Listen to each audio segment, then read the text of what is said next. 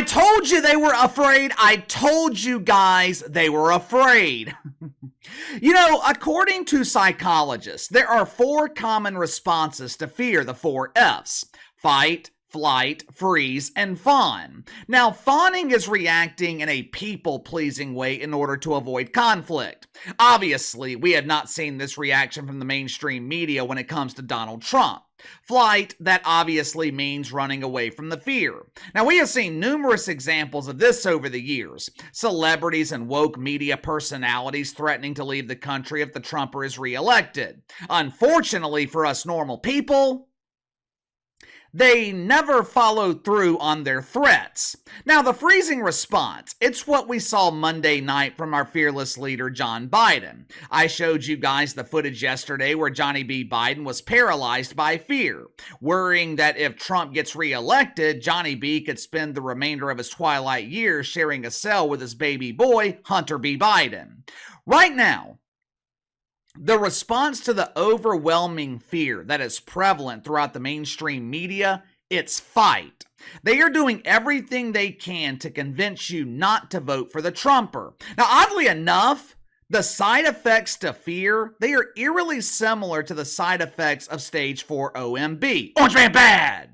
And we are seeing the devastation that stage 4 OMB causes patients that are infected by it. But don't worry, Rachel Maddow. Have no fear, donut diva Brian Stelter. I am sure pretend Dr. Jill Biden is working tirelessly with other pretend doctors at Woke Memorial Hospital, coming up with a treatment plan for your devastating case of OMB. If you haven't already, make sure to like and subscribe. You can follow me on Twitter at KC_BTL84.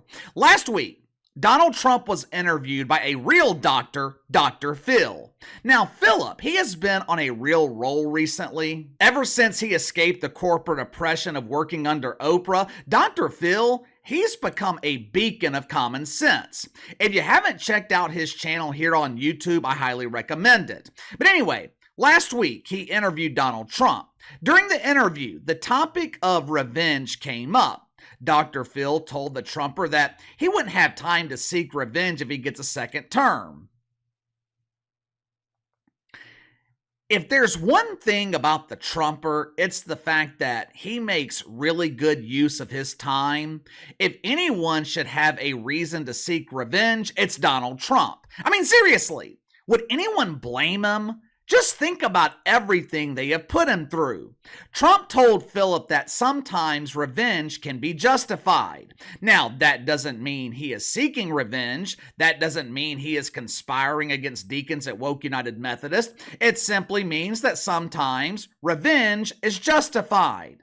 That simple statement, it sent a tornado of fear throughout the mainstream media. The symptoms of OMB, they went into overdrive.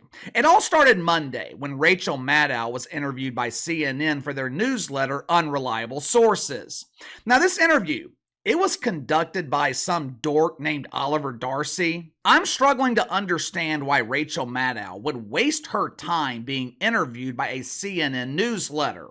I mean, this dump, they can't draw an audience on television. CNN can't get people to watch their propaganda. You really think people are wasting their time reading it? CNN describes Oliver Darcy as their senior media reporter. Translation: Oliver is responsible for making sure there is plenty of Preparation H in stock since CNN is constantly suffering with a bruised caboose. But during her interview with Ollie, Ralph Maddow, she made a startling prediction. Oh my God, Oscar, we can't let the Orange Plague win this election. He's going to put us in camps. I hate camping, Oscar. I can't be exposed to global warming.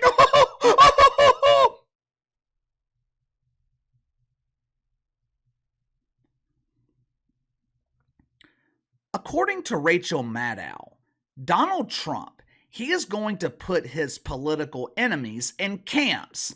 Now, she didn't really define the camps, but we all know what Ralph is insinuating here.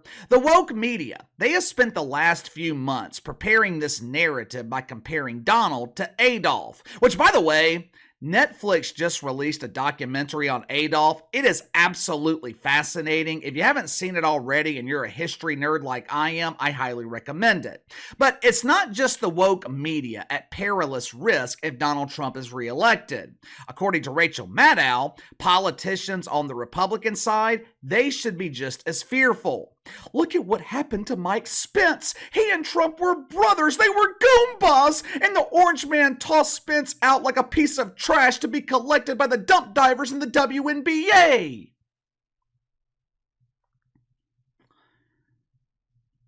Are you really trying to make your point by referencing Mike Spence? The traitor? The disgrace? The same Mike Spence who claimed if he was elected president, America would not be his primary concern, not his top priority, because Ukraine would be his primary concern? That Mike Spence? Really?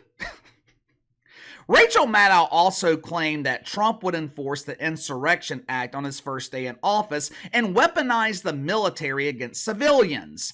Now, will that happen?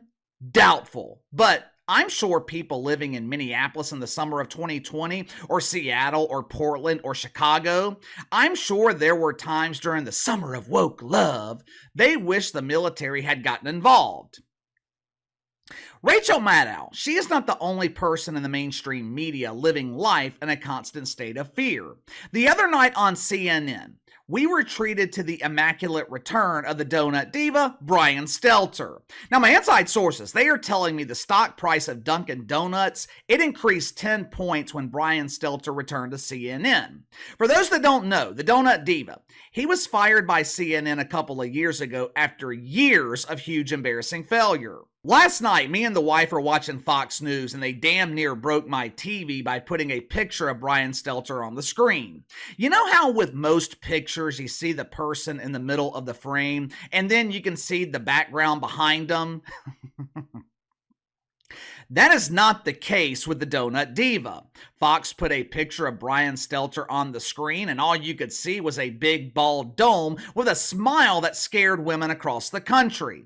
I asked my wife last night, how old do you think Brian Stelter is? She assumed he was 53, 54 years old. I'm 39. Brian Stelter is a year younger than I am. So all of my young men out there who are tithing 10% of their income to Woke United Methodist, you want to know what your future looks like?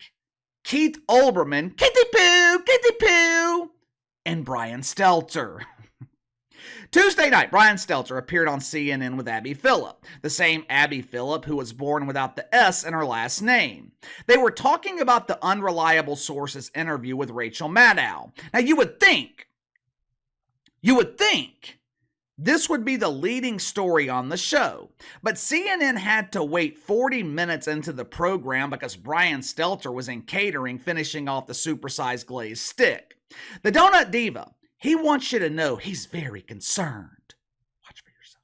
But think about IRS audits. Think about government pressure on media companies. Think about other forms of government interference. There are a lot of pressure points. And frankly, Rachel Maddow is not the only member of the media thinking about this. I've talked to the heads of news organizations, CEOs of media companies that are thinking through, not in dramatic fashion, not because they're afraid of going to jail, but because they want to know what could Trump do to use his power in a second term to punish the media. You know what I think Brian Stelter just described? He just outlined the tactics of the Biden administration. There has been speculation for a while that John Biden has pressured social media companies. According to ProPublica, the IRS audit of Donald Trump, it could cost him $100 million. Now, normally, the mainstream media is full of shit. Normally, the mainstream media is nothing but lies and propaganda, but the fear that Rachel Maddow and Brian Stelter are describing, that fear is real. I believe them. Now, they're trying to convince the average voter that they have a reason to be afraid too. That part is propaganda, but I think the mainstream media is afraid of a Trump administration. Do I think Rachel Maddow believes that Trump is going to round them up and put them in camps? Absolutely not. I think they're afraid that Trump will expose the collusion between the mainstream media and Johnny B. Biden. Think about the impact that Donald Trump had on the media during his presidency. Before 2016, There was still some level of trust in the mainstream media. Donald Trump starts referring to CNN as fake news. How's that working out for CNN? Not to mention the fact that fear is the only thing they can run on. Fear is their only tool to get John Biden reelected. They can't promote the economy, it's a disaster. They can't pretend that gas prices are under control. They have given up trying to convince people that inflation is under control. Remember a few years ago when the mainstream media was praising sanctuary cities? You guys remember that? Have you noticed we never hear about sanctuary cities anymore? Want to know why? Those sanctuary cities, they are whining about the influx of illegal immigrants, or as John Biden prefers to call them, undocumented future voters. John Biden, he has given the media absolutely nothing to work with. With Barack Obama, they could promote Obamacare. Now, whether you agreed with it or not, they could still promote it. With Obama, they could accentuate his positives, his charisma, his likability, his public speaking. John Biden, he doesn't have any of those attributes. The only thing the media can work with is creating fear of the Trumper. Now, that strategy might work if the middle class was surviving. They're not. Saw something yesterday. It takes something like $84,000 a year to survive in Mississippi. $84,000 a year to survive in the poorest state in the country. Average salary in the United States, just under 60 grand a year. Now, I'm no expert in math, but that is a huge discrepancy. More people than ever are having to work 2 jobs just to survive. That is not a recipe for a happy voter. Most people hate their jobs. When they're forced to have 2 of them, they ain't happy. Me personally, some of the most miserable days of my life were spent at a job that I hated. That's why I quit. People are not satisfied right now, and the media knows it. Fear is their last resort. It's their last chance to convince people that misery is better than fear. Problem is, people aren't biting into that shit sandwich. But give me your thoughts on this. Brian Stelter, Rachel Maddow, they are scared of the Trumper. They fear retribution, they fear revenge, and they are trying to convince you to feel the same fear. I think the mainstream media is shook. I think the average voter is angry, miserable. Sounds like a recipe for disaster for John Biden.